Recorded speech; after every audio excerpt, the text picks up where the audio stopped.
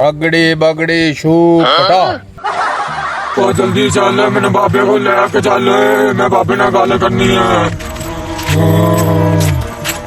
अच्छा यार मैं तो गेम में बाबे को ले जाना। तू किधर जांदा पिया? गेम में पै गए। ओह नो यार मैं भी चलना।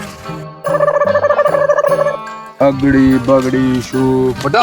बाबा जी अस्सलाम वालेकुम। ओ पुत्र बाहर हो जाए, तेनू पता नहीं बाबा किले च बैठा। बाबा जी आज जुमर खान में गेम आ गया, मैनू आप ਤੁਹਾਡੇ ਕੋਲ ਲੈ ਤੇ ਆਇਆ, ਕੁਝ ਪੁੱਛਣਾ ਚਾਹੁੰਦਾ ਤੁਹਾਡੇ ਕੋਲ। ओ पुत्र इन्हू इस घेरे च बिठा चिले वाली जगह ते। आज इन की फरियाद लेके आया है बाबे कोलू? बाबा जी मैं इस बंदे तंग आ गया, मैनू बाहर कड्डो। क्या हो पुत्र? बाबा जी ये पठान हैगा, ए नसवार रख के मैनू पागल कर देगा।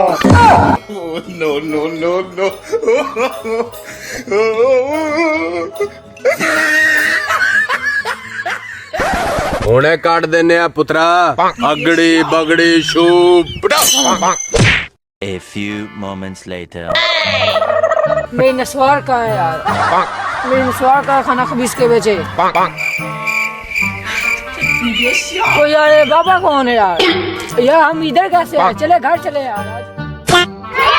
वाह बाबा जी वाह, हम तो आपके मुरीद हो गए।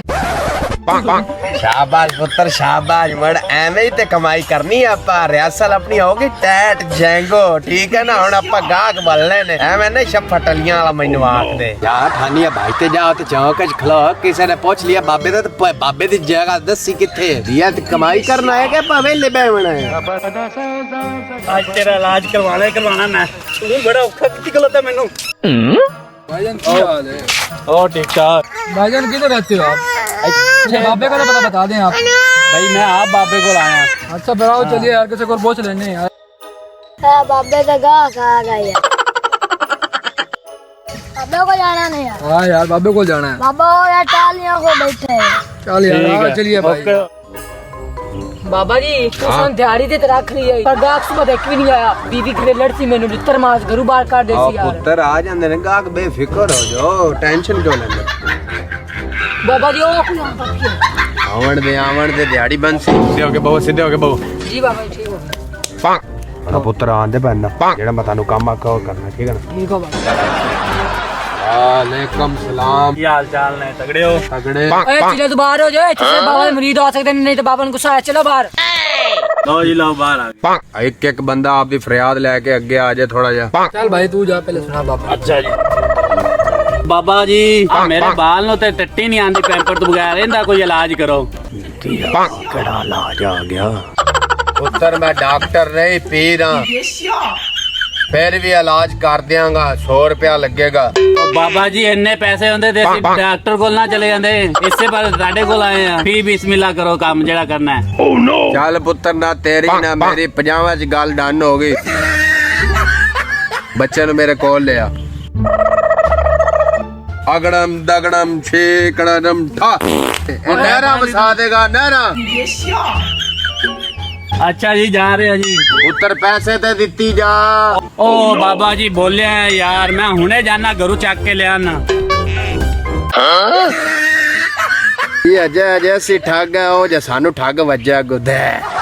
बाबा जी दुए नु वालो अभी शुरू हो गया। वाह वाह पैंट शर्ट पाई हुई तो। आजा भाई दूसरे मुरीद आजा। बाबा जी की हाल है?